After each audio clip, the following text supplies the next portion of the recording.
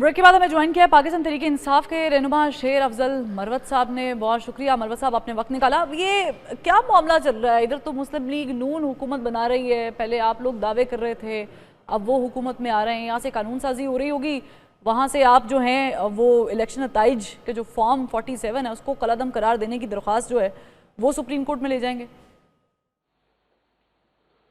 शुक्रिया।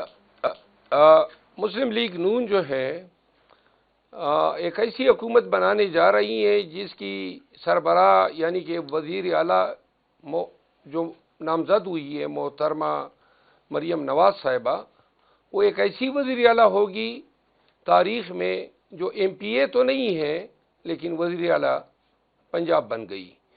दूसरी बात यह है कि हम दावा इसलिए कर रहे थे क्योंकि हमने फार्म 45 के मुताबिक पंजाब में 2/3 मेजॉरिटी ली थी, कौमी और सूबाई दोनों असम्बलियों में।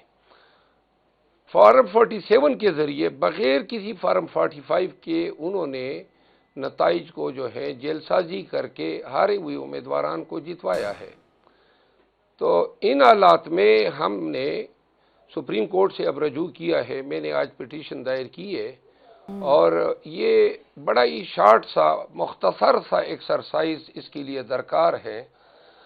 हम इलेक्शन कमीशन में अपने सारे फार्म 45 लेकर गए, आज़ाद उम्मीदवारों की भी हमने सामने रखे, दीगर पार्टियों के भी, जमाती इस्लामी, GDA, चकजई साहब या रईसानी साहब या बहुत सारे माहिदीन सियासी मुदब्बिरीन ये कह चुके हैं कि PTI के हलके जो हैं वो उनसे छीने गए हैं। तो अब इलेक्शन कमीशन में भी हमने ये इन तमाम के फार्म 45 अलावा अपने फार्म 45 के इनके सामने रखे। इलेक्शन कमीशन को सिर्फ वो फार्म 45 देखने चाहिए थे जो इनके अपने EMS सिस्टम पे अपलोड हुए हैं। तो लिहाजा ये फार्म 45 इनके पास थे, लेकिन इतनी सी भी तकलीफ गवारा नहीं की।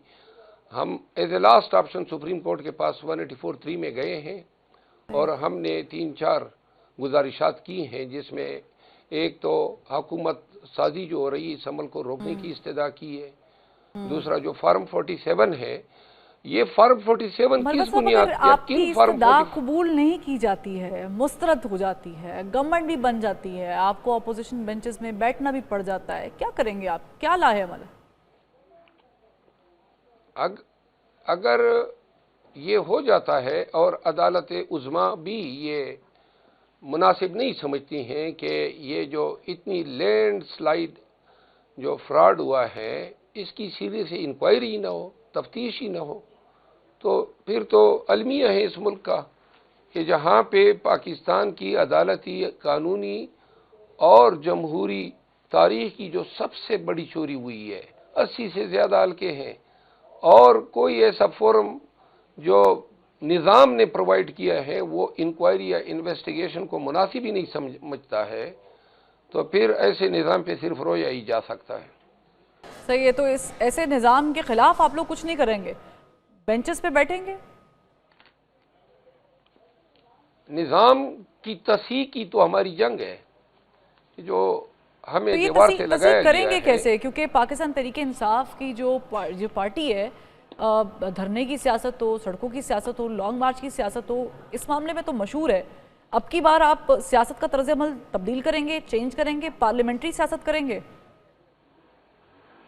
अवाम ने तो हमें इस तस्हीह के लिए मैंडेट दिया 2/3 मेजॉरिटी से ज़्यादा, और चूंकि निज़ाम खुद अपनी तस्हीह नहीं चाहता है और निज़ाम तगय्युर के लिए तैयार नहीं है और निज़ाम अपनी इजारादारी कायम रखना चाहता है, तो इस वजह से जो है हमारे 2/3 मेजॉरिटी को जो है वो अक़लियत में तब्दील कर दिया गया है। किसने कर दिया? अदरवाइज अगर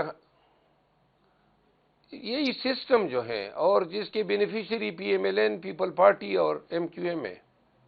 नहीं सर, आप ऐसे लग रहा है जैसे दबदबा कर बोल रहे हैं, को खौफ में है, खुलकर बोले, बताएं कि किसने किया है। मुस्लिम लीग नून तो कह रही है कि उनके साथ खुद हाथ हो गया है, उनको उतनी सीट्स नहीं मिली जितनी वो एक्सपेक्ट कर रही थी। पाकिस्तान पीपल्स पार्टी जो है वो अपनी बात कर रही है, MQM अपनी बात कर रही है। मोहतरमा, आप नहीं समझती हैं कि हमारा निज़ाम जो है वो کس طرح چل رہا ہے اور کون چلا رہے ہیں.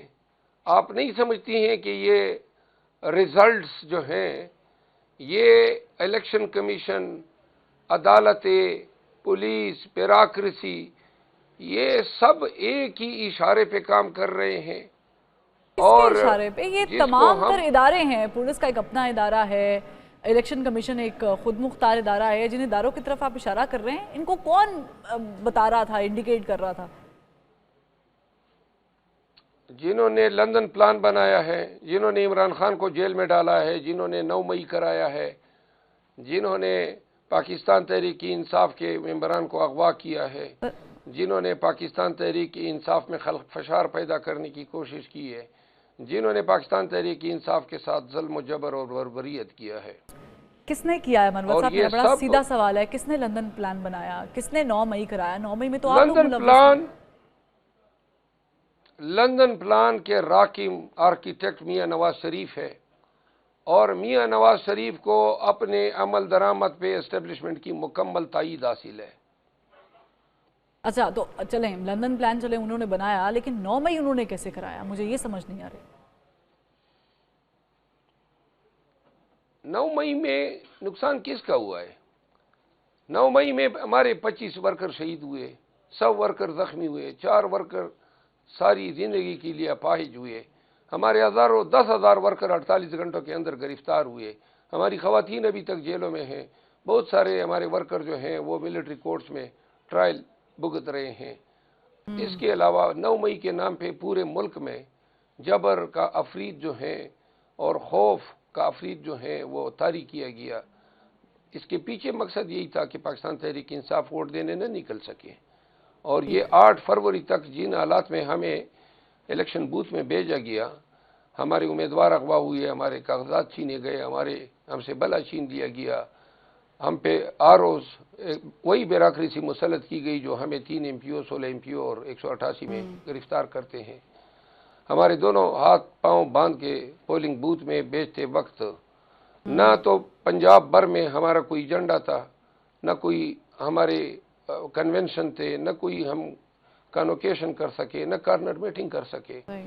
اور ان سب کے پیچھے محرک یہی تھا کہ شاید ان سے نتائج پہ اثر انداز ہو کے عوام کے مینڈیٹ جو ہیں اس کو کم کیا جا سکے.